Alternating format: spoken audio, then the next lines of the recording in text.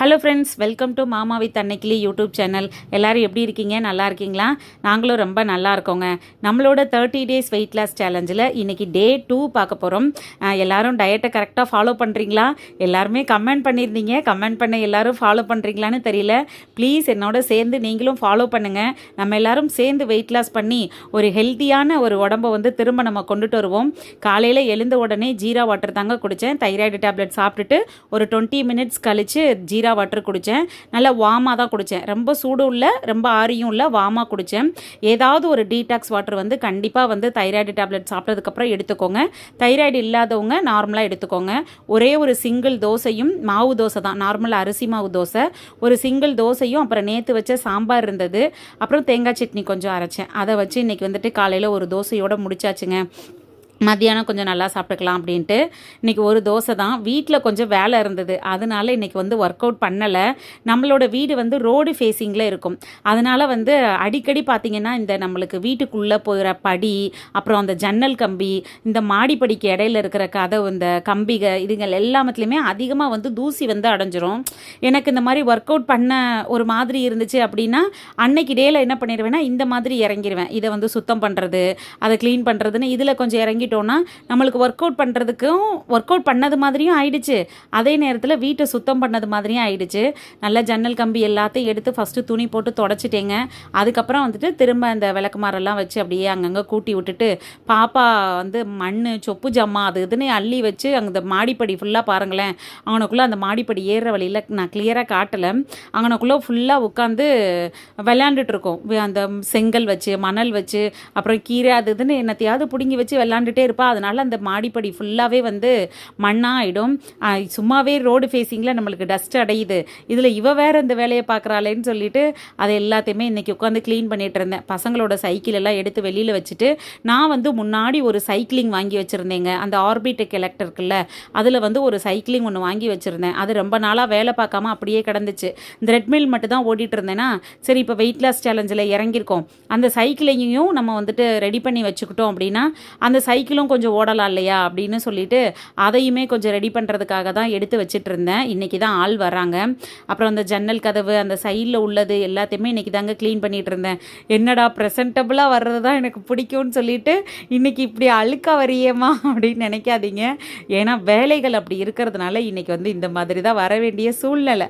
குளிக்காமல் கொஞ்சம் வேலை பார்த்துட்டோம் அப்படின்னா நம்ம டக்குன்னு போய் குளிச்சுட்டு வர்றதுக்கு சரியாக இருக்கும். பசங்களையும் கொஞ்சம் சைக்கிள் எடுத்து கொடுத்து வெளியே அனுப்பிச்சி விட்டுட்டு டக்கு டக்குன்னு வேலையில் இறங்கியாச்சு.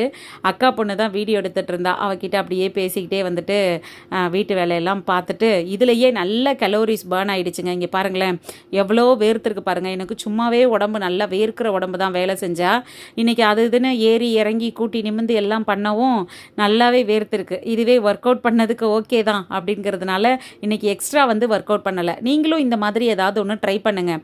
அதாவது டெய்லியும் ஒர்க் அவுட் பண்ணணும் அப்படிங்கிற அவசியம் இல்லை. வீட்டு வேலைகள் ஏதாவது கொஞ்சம் இந்த மாதிரி தூசி மண்டி போய் ஏதாவது ஒன்று கிடக்குள்ள, அதை இழுத்து பிடிச்சி நம்ம பார்த்தோம் அப்படின்னாலே அதுவும் ஒர்க் அவுட்டோட சேர்ந்தது தான். நான் அப்படி தான் கொஞ்சம் பேலன்ஸ் பண்ணிப்பேன். அதாவது ஒர்க் அவுட் பண்ணுறதுக்கு மைண்ட் செட் இல்லாத அன்னைக்கு இந்த மாதிரி ஏதாவது ஒரு வேலை பார்ப்போம் அப்படின்னு சொல்லி வேலைக்கு வேலையும் ஆச்சு, ஒர்க் அவுட்டுக்கு ஒர்க் அவுட் ஆச்சு. அதோட சரி அடுப்பு வேலையை பார்த்துடலாம், கொஞ்சம் நேரம் அப்படியே ரிலாக்ஸ் பண்ணலான்னு தான் சோஃபா கிட்டே உட்காந்தேன்.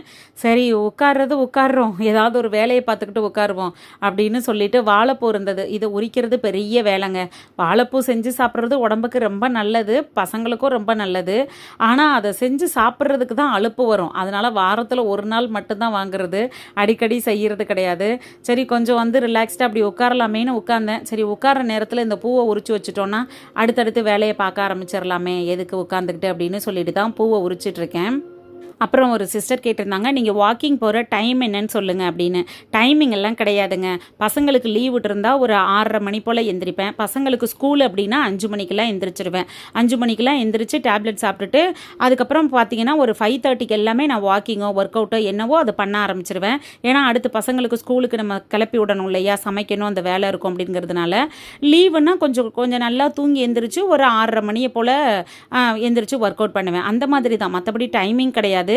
இல்லை என்னால் காலையில் எழுந்திருக்க முடியல, இல்லை ஒரு வேலை இருந்தது, இல்லை அவசரமாக நான் வந்து சமையலுக்கு போயிட்டேன் அப்படின்னா அந்த டைமிங்கை கொஞ்சம் மேனேஜ் பண்ணி ஈவினிங் வந்து 1 ஹவராக ஒர்க் அவுட் பண்ணிடுவேன். 1 ஹவர் ஒர்க் அவுட் பண்ணுவேன். அதுக்கப்புறம் 1 ஹவர் வந்து வாக்கிங், ½ அன் ஹவர் வந்து வாக்கிங் போவேன். அதில் 1 மணி நேரம் ஏதாவது ஒன்று வந்து பேலன்ஸ் பண்ணிப்பேன். அதுக்கேற்றது மாதிரி பார்த்துப்பேன். ஏன்னா ஈவினிங் நம்ம பண்ணும்போது அந்தளவுக்கு கலோரிஸ் பேர்ன் ஆகாது. மார்னிங் ½ அன் ஹவர் பண்ணுறத ஈவினிங் 1 ஹவர் பண்ணினா மட்டும்தான் கலோரிஸ் பேர்ன் ஆகும். அதுக்கேற்றது மாதிரி பிளான் பண்ணி தான் பண்ணுவேன். அப்புறம் ஒரு சிஸ்டர் கேட்டிருந்தாங்க, உங்களுக்கு பீரியட்ஸ் வந்து ரெகுலராக இருக்கா அப்படின்னு சொல்லி கேட்டிருந்தாங்க. பீரியட்ஸ் எனக்கு ரெகுலராக தான் இருக்குது சிஸ்டர். ஏன்னா எனக்கு பிசிஓடி ப்ராப்ளம் கிடையாது, பிசிஓஎஸ் ப்ராப்ளம் கிடையாது, தைராய்டு மட்டும்தான். அதனால் எனக்கு வந்துட்டு பீரியட்ஸ் ப்ராப்ளம் கிடையாது. உங்களுக்கு பீரியட்ஸ் ப்ராப்ளம் இருக்குது அப்படின்னா அவங்க வந்து ஒரு வார்த்தை கேட்டிருந்தாங்க, நீங்கள் ஓவர் வெயிட்டாக இருக்கீங்களே, உங்களுக்கு எப்படி பீரியட்ஸ் ப்ராப்ளம் இல்லாமல் இருக்கும் அப்படின்னு சொல்லி கேட்டிருந்தாங்க. நான் கமெண்டில் ரிப்ளை பண்ணியிருந்தேன் இல்லைன்னு. அதுக்கு அவங்க திரும்ப இந்த மாதிரி கேட்டிருந்தாங்க, குண்டாக இருக்கிறது, ஓவர் வெயிட்டாக இருக்கிறது, ஒல்லியாக இருக்கிறது, அதுக்கும் பீரியட்ஸ்க்கும் சம்மந்தம் இல்லை.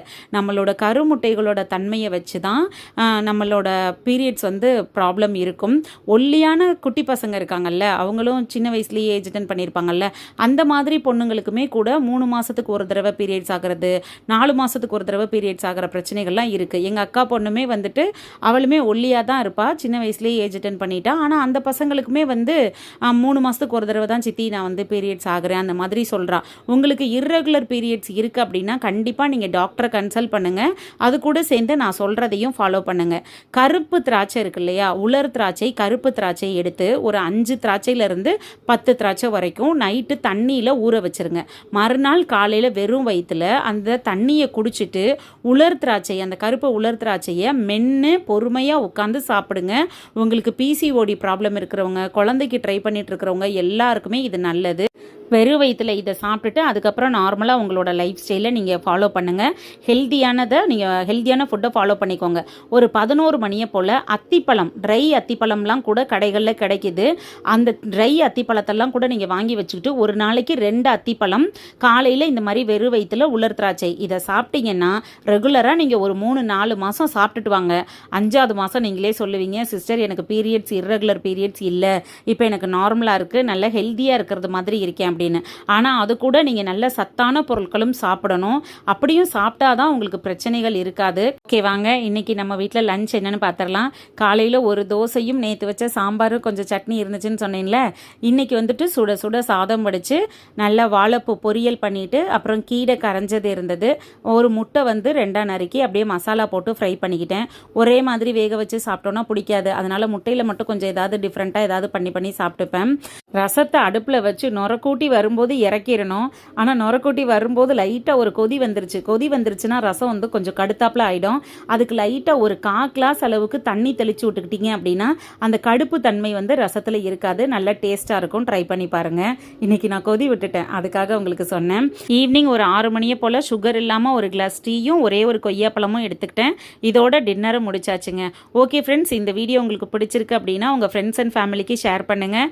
நீங்கள் சேனலை சப்ஸ்கிரைப் பண்ணாமல் பார்த்துட்டு இருக்கீங்கன்னா ப்ளீஸ் சேனலை சப்ஸ்கிரைப் பண்ணிவிட்டு பாருங்கள். நன்றி, வணக்கம். நாளை ஒரு நல்ல வீடியோவில் சந்திப்போம்.